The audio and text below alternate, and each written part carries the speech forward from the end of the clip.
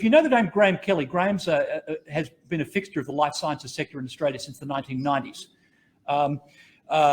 His company, Noxapharm, probably finally cracked the puzzle of how to harness radiation therapy with some other stuff for the treatment of various conditions such as prostate cancer. He also had a whole lot of other ideas which got packaged up and separately financed into Nyrada.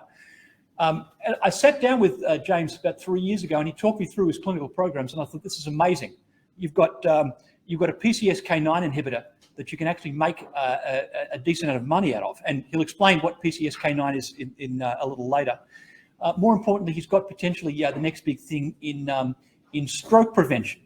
And if you've known what it's like for people who have to recover from a stroke, anything that could prevent brain function from declining post a stroke has got to be enjoying at least a $3 or $4 billion market globally. So I'm very much looking forward to that. James tells me that he's from Invercargill. You can't go much further south than Invercargill until you hit a really miserable place called Bluff. But there's it's a nice part of New Zealand. That's where Sir Bill English came from, and he's the guy they should have kept as their prime minister rather than the lady they've got in charge now. Is my personal opinion. You might care to disagree on that. We can talk about that later on. But to return to life sciences, here to talk about what the next stage of the journey is for Nyrada, please welcome James Bonnar.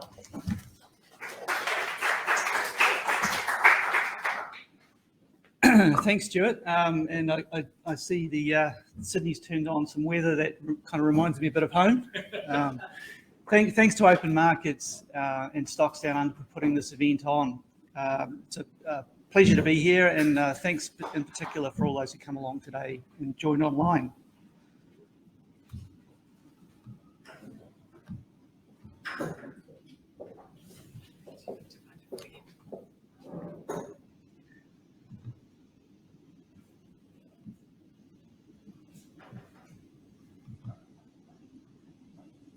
Great. And then you just back that way. Yep. Thanks. So here's a copy of our standard disclaimer. So Nyrada is a drug discovery and early stage development biotech company. We are focused at this stage on two therapeutic areas. The first is a cholesterol-lowering drug. And this is an interesting area to get involved in. The drug that we're developing seeks to address a significant gap in a very large market. So I'll talk about how that works and what stage that project is at. And I'll also cover our second program, which is a drug that we're developing in conjunction with the US Department of Defence and University of New South Wales here in Sydney. And it's a drug designed to prevent secondary brain injury. And this is the sort of injury that you can get immediately following a stroke or a traumatic brain injury. The company has a very commercially focused business model. As I said, our focus is on discovery and early stage development. I'll explain how that fits into our strategy shortly. But I want to first of all talk about the team that's involved in this effort. We have a dedicated team of researchers based here in Sydney and a board assembled of international calibre. It's led by John Moore, based in New York. And John is a successful entrepreneur who's very well connected in the life sciences space.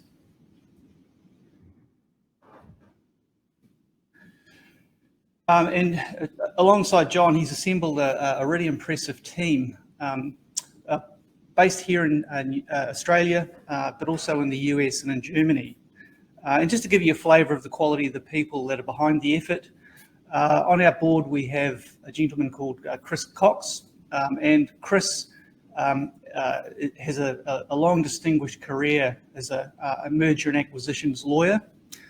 If you Google his bio, you'll see that he's been involved in many large successful pharma deals, the most recent of which was the sale of the medicines company drug inclisiran to Novartis.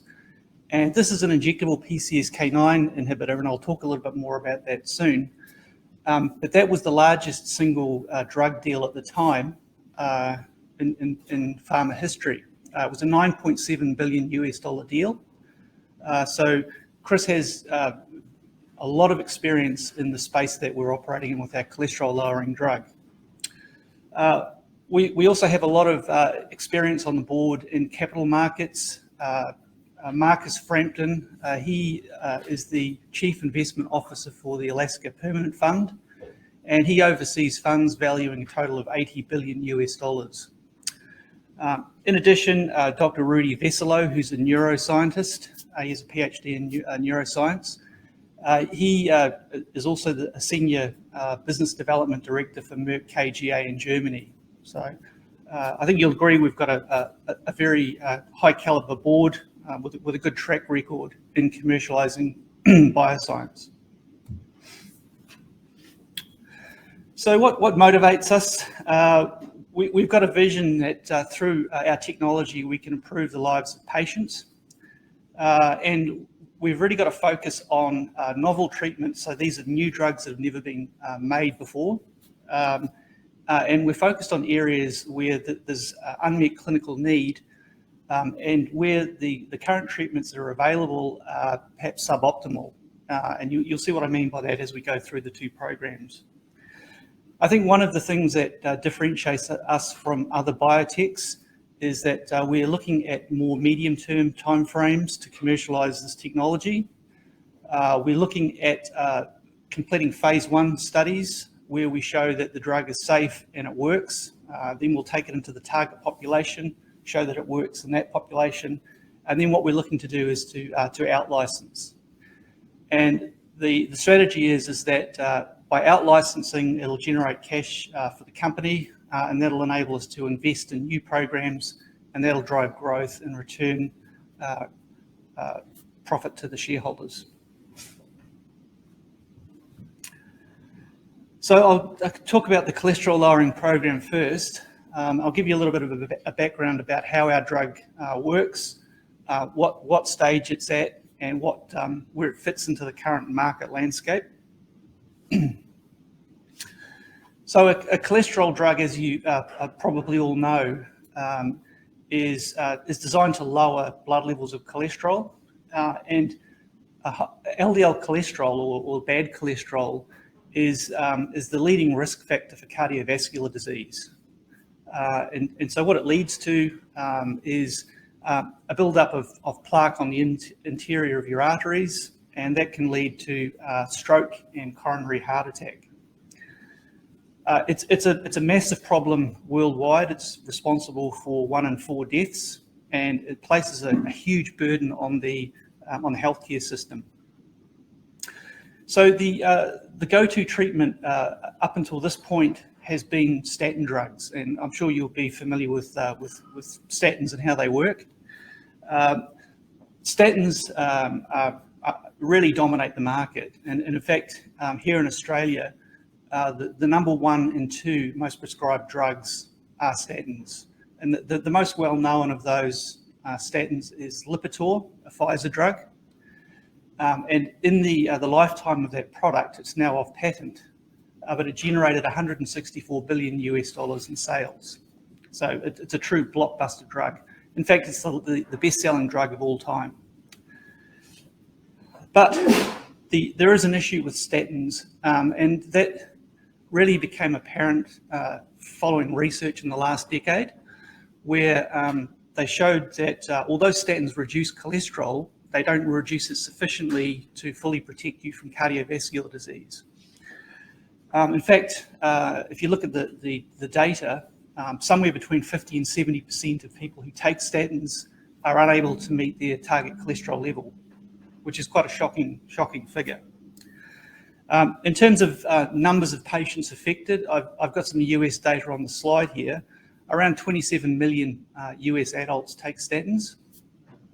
So that's a huge number of patients who, despite taking this treatment, are unable to meet their target cholesterol level. The numbers here in Australia, to give it some local context, about 2.8 million Australians take statin, and that corresponds to about 25 million prescriptions. So they're a widely used drug. So given the suboptimal performance of statins, pharma looked at other options, and in the early 2000s there was a protein discovered called PCSK9, and it was found that this plays a key role in the metabolism of cholesterol. And this finding led to the development of a new family of drugs, and these are the PCSK9 inhibitors. The problem with PCSK9 inhibitors that they've yet to overcome, and this is where our program fits in, is that they've only been able to make a biologic form. So these PCSK9 inhibitors, they're injectable drugs, and they're also very expensive to produce. They also have to be stored in a special way. They're delivered in a device similar to an EpiPen, and they have to be given every 2 to 4 weeks for life, on top of a statin. So what are Nyrada doing about that? Well, we've seen that as an opportunity, and we're developing a small molecule form of a PCSK9 inhibitor, and this is a drug that can be taken orally. And in fact, it can even be combined into a single pill with a statin. Being a small molecule inhibitor that can be taken in an oral form, it means that it's much cheaper to produce, and it'll lead to higher patient compliance because it's convenient. Just briefly how these PCSK9 inhibitors work. What PCSK9 does in the bloodstream is it's involved in a process that degrades these special receptors in your liver. And these receptors are like the body's recycling bins. They take cholesterol out of the bloodstream, and they lower the risk of atherosclerosis or build-up of plaque on the arteries. And by inhibiting that process with a drug, you can attenuate or stop that happening. In terms of where the program is at, we listed in early 2020, and the first set of experiments we did was with a first generation molecule that we designed, and what we looked to do was to compare its efficacy versus the 2 injectable drugs that are currently on the market. So if there's anyone who takes an injectable PCSK9 inhibitor, they're probably taking Repatha, which is an Amgen drug. That's a drug that is very expensive. It's about $7,000 per year to take. As I said, you have to take it every fortnight or every month. And what we wanted to do was compare our drug versus that drug. And we ran some experiments in a human cell line, and we showed equivalence with not only that drug, but also the other drug that's available on the market, a drug called Praluent. We then worked on fine-tuning that drug, and we then ran it in a specialized mouse model. And this is a model where the mouse was genetically engineered to metabolize cholesterol much like you and I do. And in that trial, we showed that with treatment with our drug, we were able to halve cholesterol levels. And for reasons of biology, which I won't go into, PCSK9 inhibitors work very well when combined with a statin. So when we combined our drug with Lipitor, we saw a reduction in cholesterol of around 2/3. So where the program is at, we are just about to embark on preclinical testing following scale-up of manufacture, and then we're looking to get that drug into a phase 1 first-in-human study in the second half of the year. And we've employed Charles River Laboratories, one of the leading recognised contract research organisations, to do that work for us. Turning now to the brain injury program, and as Stuart mentioned, this is an area that's sort of dear to my heart because it's an indication that I worked on in my previous role before joining Nyrada.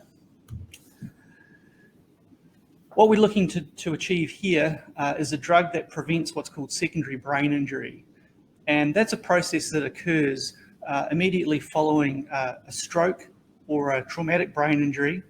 And what it does is it leads to cell death and that leads to poorer outcomes for the patient, longer recovery times, and a higher level of disability. And if you look on the right there, you can see the numbers look pretty bad. If you get a traumatic brain injury, for example, you've got a more than 50% chance of either being worse or dying within the first 5 years post-injury. So it's a serious and life-threatening condition.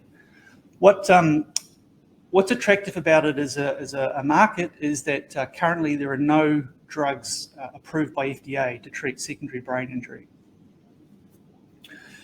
Just in terms of the size of the market, for traumatic brain injury, around 2.8 million TBIs occur, or brain injuries occur in the US every year, and about 4.1 million occur if you include the US, UK, Europe, and Japan. So it's a very large unserved market.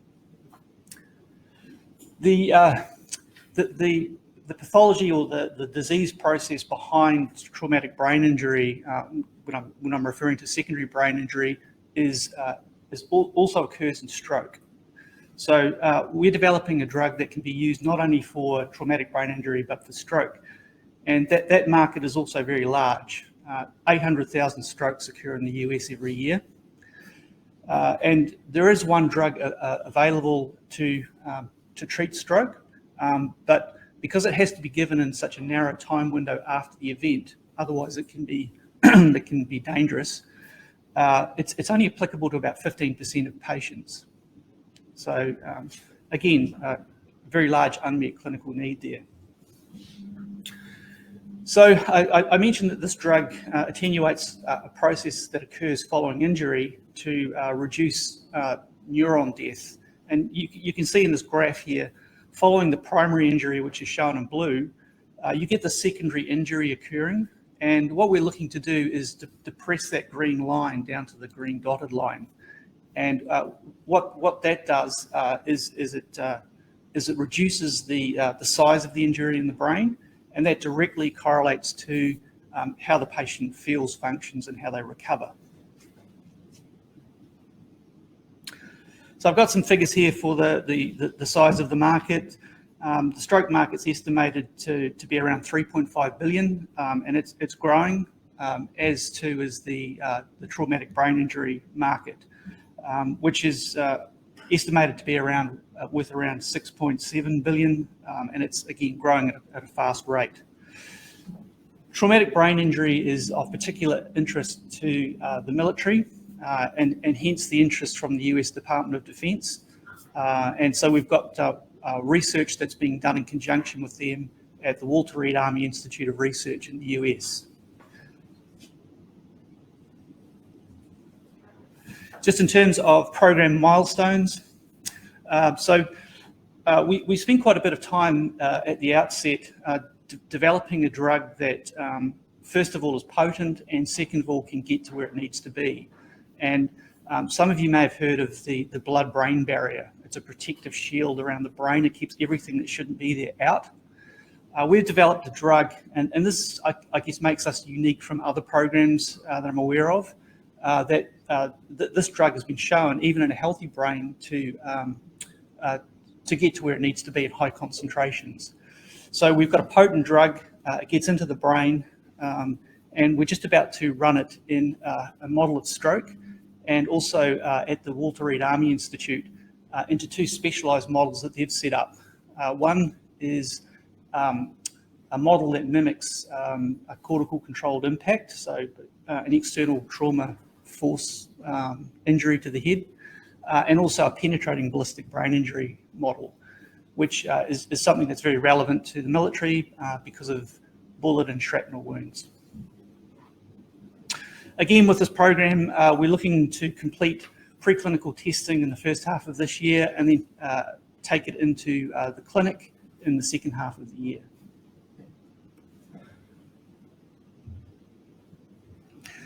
Just in terms of the company and where we're tracking with funding and so on, the company has a very healthy cash position. We had 11.1 million at the end of the last quarter. And those funds were boosted subsequent to that with an R&D tax rebate of 1.3 million.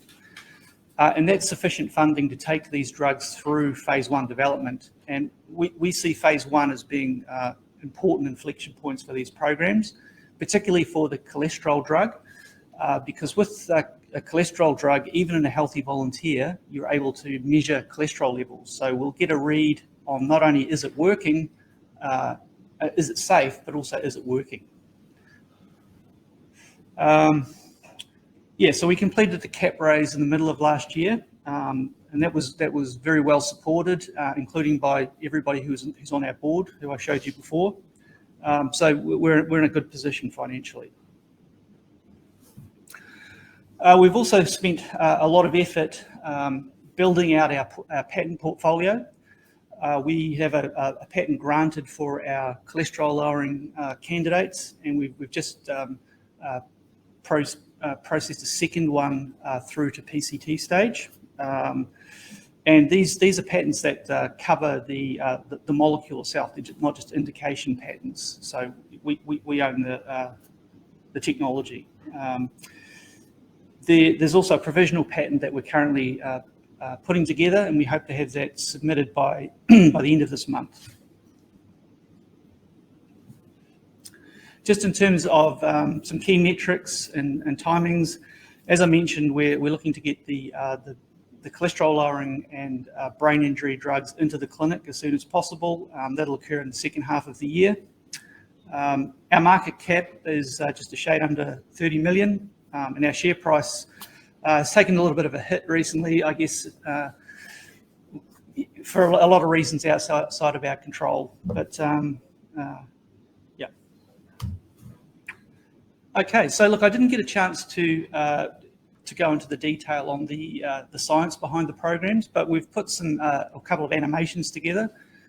So if you're interested, you can use these QR codes, and it'll take you to our website, and you can play those through. So just in summary, we've got novel drugs that are in particularly attractive therapeutic areas, not just from a medical science point of view, but also from a commercial perspective.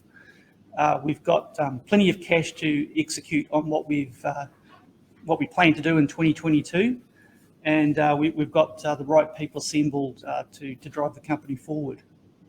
So look, I'd like to end there, and happy to take any questions that you may have. MYR. Thank you. There are actually a couple of questions that have come through online. Sure.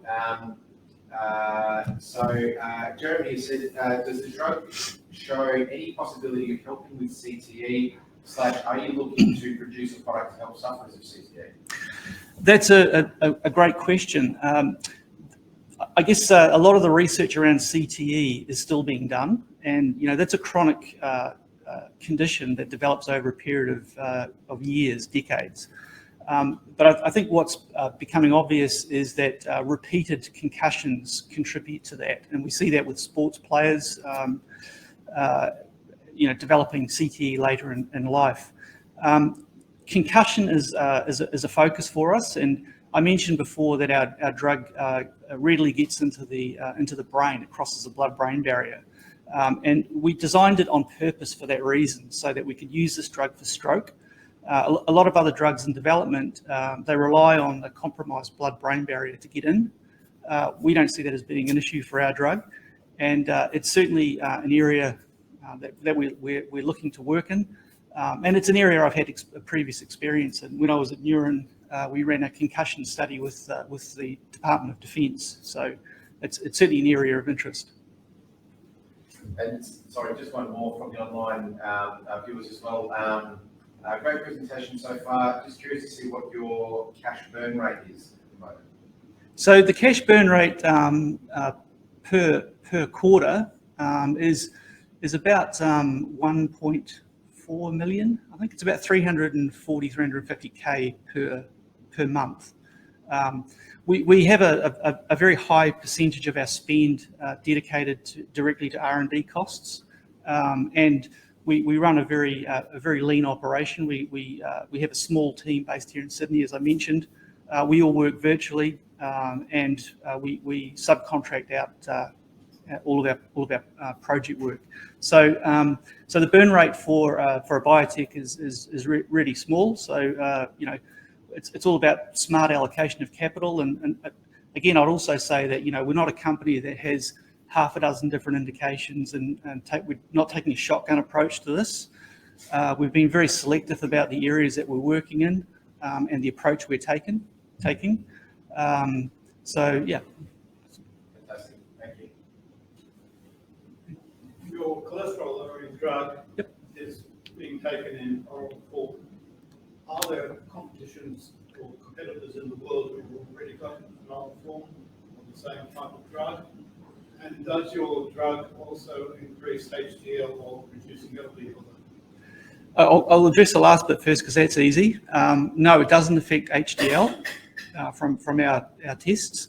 And I'll just add to that PCSK9, we're still learning a lot about PCSK9. But we know that it doesn't really form or perform any positive effect or benefit in the body.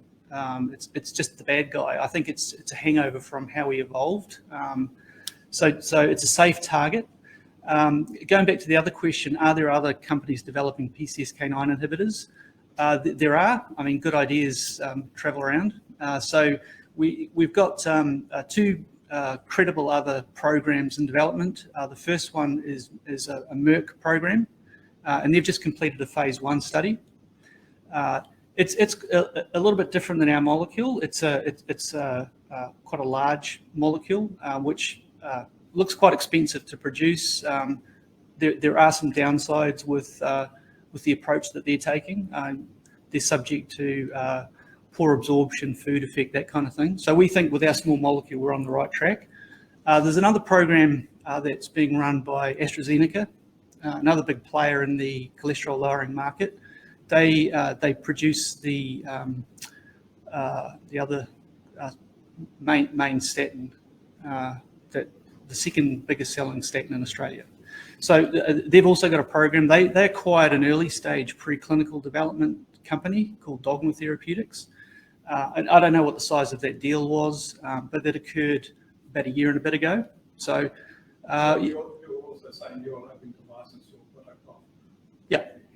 So Well, you would hope to be looking at one of these large US companies to license it. well, there's a lot of interest in the area, and I guess if you look at statins, it's a large enough market to accommodate numerous players. There are probably 20 different statins that you can buy. They've all been profitable drugs. So we don't see that as an issue. I mentioned the injectable drugs. I mean, the uptake for those is actually increasing. I think the sales volume for Repatha last year, it grew 40%. So Have they had many side effects, injectables? just injection site reactions. But I think the number has been quite small.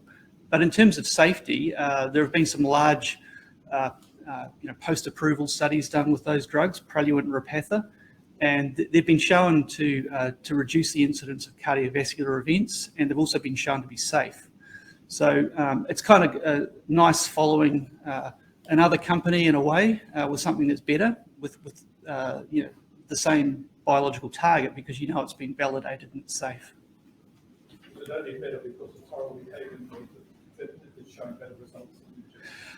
Well, we managed to reduce cholesterol by 2/3 when combined with a statin, Lipitor, in the mouse model. Lipitor on its own, that was also given in one of the treatment arms, that only reduced cholesterol by 25%.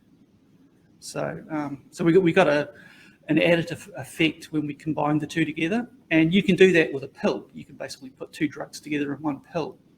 So I think convenience is a big thing, but also cost. I mean, for something like cholesterol, where otherwise you feel okay and your problems lie in the future, when faced with an annual cost of $7,000 and bi-weekly or monthly injections, I think patients are a bit wary of that. Give me the pill anything. Yeah. Please thank James Bonnar. Thanks very Thank much. you.